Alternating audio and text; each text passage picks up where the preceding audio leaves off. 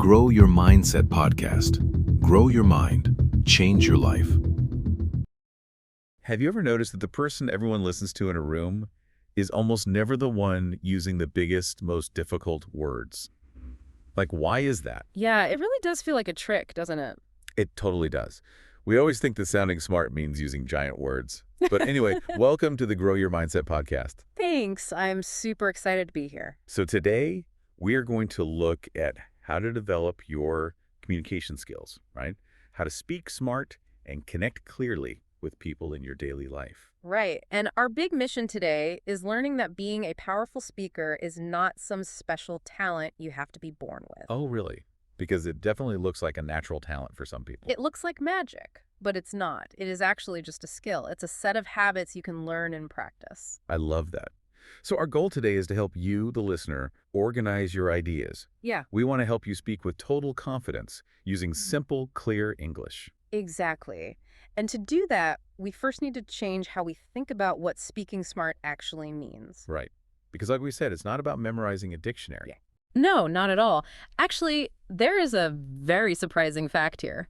The actual words that come out of your mouth, they represent less than 10% of your true influence. Wait, less than 10%? That is crazy. I know, right? People spend hours writing down the perfect words, but the other 90% is actually psychology, it's strategy. So it's about how the human brain works. Exactly. Speaking smart means having clear ideas and using simple sentences so everyone can feel safe and understand you. Okay, let me make sure I get this. Because when people try to sound smart by using big, complicated words, they usually just confuse the listener, right? Yes. The human brain processes things emotionally first. Then it uses logic. Oh, so if I use huge words, the other person's brain gets tired and confused. Right. And when the brain is confused, it feels unsafe. But if you keep things simple and clear, the listener's brain feels safe. It relaxes and understands you better. Okay, so let me try an analogy here. If the words are only 10%, is communication kind of like driving a car? How do you mean? Like, are the words just the steering wheel? And then our confidence in our psychology, that's the engine. Oh, that is a perfect way to look at it. Yes. Because you can have a great steering wheel, but if the engine has no power, the car isn't moving at all. Exactly. Think about a super brilliant person who knows everything, but they mumble their words. They look at the floor. They use really complicated facts. Right, and everyone just kind of ignores them in the meeting. Yeah, they get ignored. But then compare them to someone with just average intelligence. But they speak clearly. Yes, they speak clearly, they use simple English, and they stand up straight. That person is the one who gets the promotion. They get the respect. Because their engine is actually running?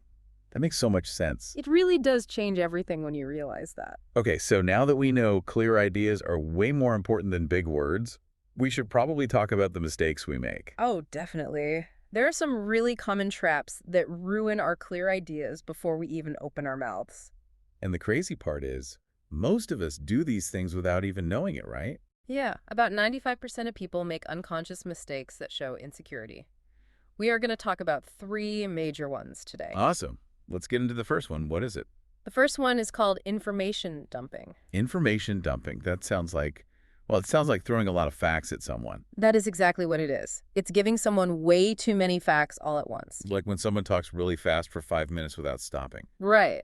And doing that causes something called cognitive overload.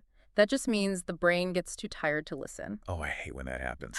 When someone gives me 20 steps to fix my computer, my brain just completely shuts down. Exactly. People don't disagree with you when you talk too much. Their brains just stop processing the words. Wow, so you aren't convincing them. You're just putting them to sleep. Pretty much. So that's the first mistake. Now, the second mistake is called reactive communication. Reactive communication.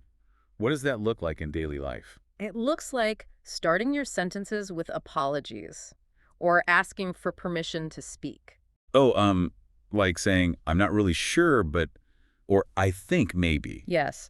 Or starting an email with, sorry to bother you, but I do that all the time. I just Yeah. want to be polite, you know. I get it.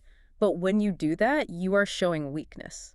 You are basically telling the person, my idea isn't very good, so please don't be mad at me. Oh, wow. Yeah. I never thought about it like that. So I am reading my own idea before I even say it. Right. You don't need to apologize for having an idea. That is super helpful. Okay, what is the third fatal mistake? The third one is mere communication. Mere communication. So like copying the other person. Exactly. It's unconsciously copying the personality or the opinions of the person you were talking to, just so they will like you. Oh, I see. Like becoming a chameleon. Yes. If they say they hate a movie, you say you hate it too, even if it's your favorite movie. But wait, let me push back on that a little bit. Isn't it polite and friendly to match someone's energy? Like to build a connection so they like you? That is a really great question. There is a big difference between true emotional connection and just being a chameleon. Okay, how are they different? True connection means you understand how they feel, but you keep your own personality. You stay true to yourself. Oh, so if they are sad, I can speak softly to show respect. Right. That is empathy. That is good. But being a chameleon means you agree with everything just to get approval. I see. And if I do that, I probably just seem kind of weak. Yeah, you seem weak and completely forgettable because you aren't adding any new or real value to the conversation. You're just an echo of whatever they say. Exactly. You lose your unique voice. That makes a lot of sense. Yeah. So we have information dumping, reactive communication, and mirror communication. Right. And here is the scary part.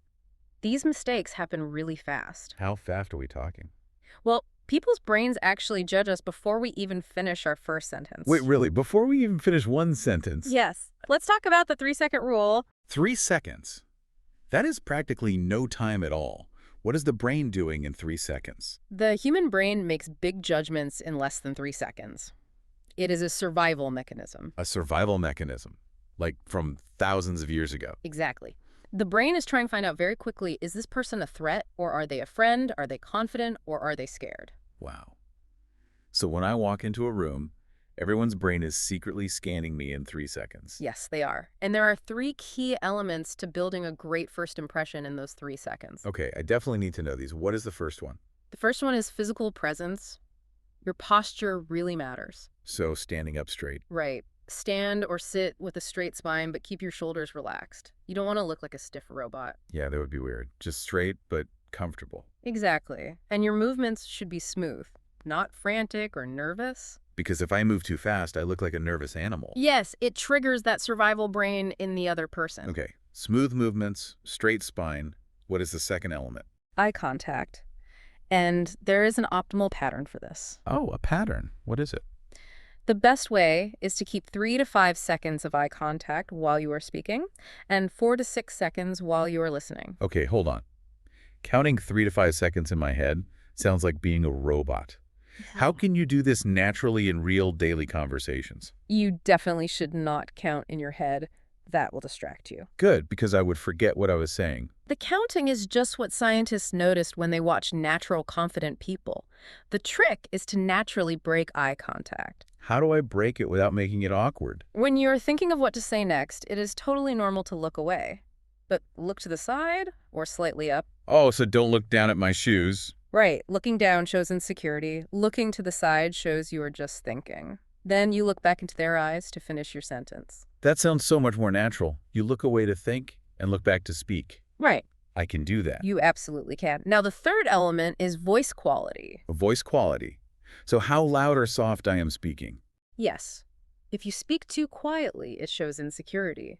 If you speak too fast, it shows nervousness. So how do we fix that if we are feeling nervous? The secret is breathing.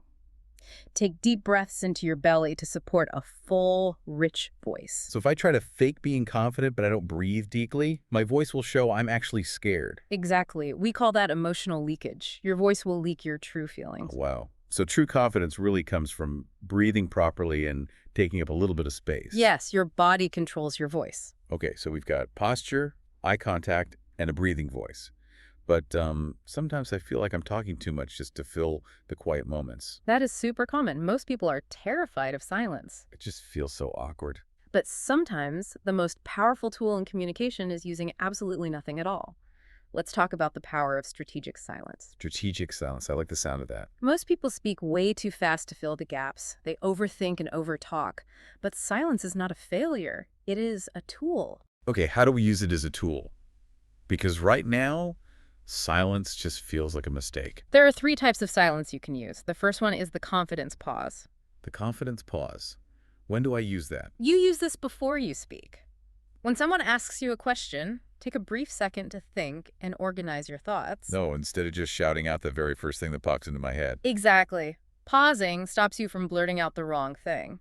It gives you time to choose simple, clear words instead of rushing. And I bet it makes me look really thoughtful and smart. It does. It shows you are totally in control. Now, the second type is the emphasis pause. When does that one happen? This happens right after you say an important, simple sentence. You stop talking so the listener can remember it. You know, that reminds me of music. Really? How so? Well, it's like the silence between the musical notes is what actually makes the melody sound good. If you just play all the notes at the exact same time without stopping, it's just noise. That is a beautiful way to explain it. Yes, if you keep talking after a big point, your new words just cover up the old ones. So you say the important thing, and then you just let it hang in the air for a second. Right. And finally, we have the invitation silence. Invitation silence. So I am inviting them to do something. Yes. You are being quiet so the other person has space to talk and share their feelings. Oh, like when a friend is trying to explain a problem, but they get stuck. Exactly. Most people want to jump in and give advice immediately. But if you just stay silent and look at them kindly. They will usually keep talking and share the real truth. Yes, but I know it can feel really hard to just sit there in silence. It really is. How do you stop feeling so awkward when the silence stretches on and on? You shift your focus. Stop worrying about yourself and how awkward you feel. Give all your attention to the other person. Think of the silence as a gift you are giving them. Wow, a gift of time. I really like that. That completely changes how it feels. It really does. And when you learn to pause and be silent, you suddenly become a much better listener. Because I'm actually giving them room to speak. Yes. And listening is the absolute secret ingredient to being charismatic and connecting with people. Charismatic. That is a big word. When I think of charisma, I think of like a super loud, funny person at a party. Most people think that. But true charisma is not about being the loudest person. What is it then? It is about making the other person feel like the most important person in the room. Really? So it's not about me being awesome. It's about making them feel awesome. Exactly. And there is a formula for this. There are 3 key elements to making others feel important. Okay, I am ready. What is the first key? The first is presence intensity. Presence intensity. That means giving them my full attention. Yes, complete 100% attention, which means absolutely no looking at your phone. Oh, that is so hard nowadays. Even if the phone is just on the table, it's a distraction. It is. If you look at your screen, you are telling the person, my phone is more important than you. That makes sense. Okay, phone away. What is the second key? Curiosity amplification. This means asking real follow-up questions. No, like not just saying, oh, cool, how was your weekend? Right. Those are just automatic scripts. You want to ask a question because you genuinely want to know the answer. Give me an example of a good follow-up question. If someone says they are training for a marathon, don't just ask, is it hard? Ask, what goes through your mind when you are running and you want to quit? Oh, wow. That is a much deeper question. It makes them talk about their feelings. Yes. When someone feels that you are completely focused on their feelings, they feel a powerful, positive emotion toward you. We call that emotional attunement. That is so cool. Okay, what is the third key to charisma? Storytelling. Using simple, real-life examples and stories to connect. Instead of just listing off a bunch of boring facts. Exactly. There's a saying, facts tell, but stories sell. Facts tell, but stories sell. I love that. When you tell a story, people can actually see it in their minds. Yes, their brain actually connects with your brain when you tell a story. Okay, but let me ask you something realistic. What if you were just having a really bad day? That happens to all of us. Right. Like, I slept badly, I have a headache. Hmm. How do I show good energy and focus without being totally fake? That is where something called energy management comes in. You don't have to be loud and super excited to be charismatic. I don't. No. You can bring an appropriate, calm energy. You can speak softly, sit comfortably, and just give them warm, quiet attention. Oh, so calmness can be charismatic too. I don't have to put on a fake happy show. Exactly. Calmness is very powerful. It takes a lot of pressure off.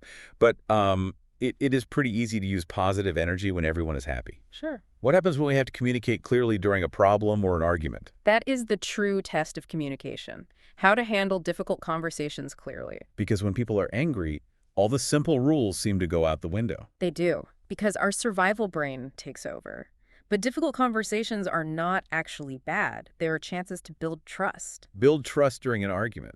How do we do that? The secret is to stop fighting to win. You have to start collaborating. Okay, what is the first step to doing that? First, you have to understand facts versus interpretations. Facts versus interpretations. What does that mean? You should never argue about feelings or opinions. You have to separate the simple facts from your assumptions. Can you give me an example? Let's say your coworker is late finishing a project. If you say you don't care about the rules, that is an interpretation. It's just your guess. Right, I'm assuming they don't care, and that will definitely make them angry. Exactly. But saying you were 2 days late with the project, that is a fact. Oh, I see. A fact is just what happened, no feelings attached. Right. And you can't argue with the facts. So start with the facts. Then the next strategy is listen to understand. Listen to understand. So instead of just planning what I'm going to say next to win the argument. Yes. Don't just listen to find mistakes in the other person's argument. Listen to truly understand what they need. But when I feel attacked, I immediately want to defend myself. That is normal. That is where emotional regulation is critical. When you feel defensive, use that processing pause we talked about. Take a breath before I respond. Yes. It helps you stay calm and organize your thoughts. And then you use the final strategy, solution-focused questions. Solution-focused, like asking how to fix it. Exactly. You ask a simple question like, what can we do right now to fix this problem together? Oh, I love that. So instead of two people playing tug-of-war against each other, you both stand on the same side and pull the problem together. That is a perfect summary. You attack the problem, not the person. This is all so incredibly useful. We have explored a lot about the psychology of how the brain works today. We really have. We covered a lot of ground. So let's turn all of this into a few simple, practical tips, like things the listener can go out and use today. Perfect. I have 3 actionable tips for everyone listening. Awesome. What is tip number 1? Tip number 1 is organize your thoughts first. So before I open my mouth, Yes. Before you open your mouth, take a confidence pause. Decide on the one clear idea you want to share. Keep your sentences short and use simple English. one breath, one clear idea, simple words, I can do that. What is tip number 2? Tip 2, practice active listening in your daily conversations. So today, when I talk to someone, Practice presence intensity. Look them in the eyes for 3 to 5 seconds. Do not look at your phone. And ask one deep follow-up question. make them feel like the most important person in the room. Exactly. And tip number 3 is to build process-based confidence. Process-based confidence. Focus on the process, not the outcome. Yes. Don't worry about whether the other person immediately agrees with you. You can't control their reaction. Focus on your own actions. So I just ask myself, did I breathe? Did I stand up straight? Did I use simple words? Yes. If you did those things, you succeeded. Every time you practice these simple steps in a small daily conversation, your brain records it as a victory. Wow, so confidence is just built by collecting those little daily victories. Exactly. Powerful communication and speaking smart are not magical talents you have to be born with. They're simply habits. That is so motivating. It is. By practicing simple words, taking your time, and truly listening, you are already becoming a master communicator. I feel like I'm ready to walk into my next meeting and just be totally present. Thank you so much for breaking all of this down for us. You're very welcome. It was really fun to talk about. So before we go, I want to leave you, the listener, with a simple, powerful question to think about today. I love leaving people with something to reflect on. Me too. So the next time you walk into a room to talk to someone, ask yourself, am I speaking just to fill the silence, or am I speaking to truly connect? Try giving someone your absolute 100% attention today and watch how it changes everything. Keep growing, and we will catch you in the next conversation.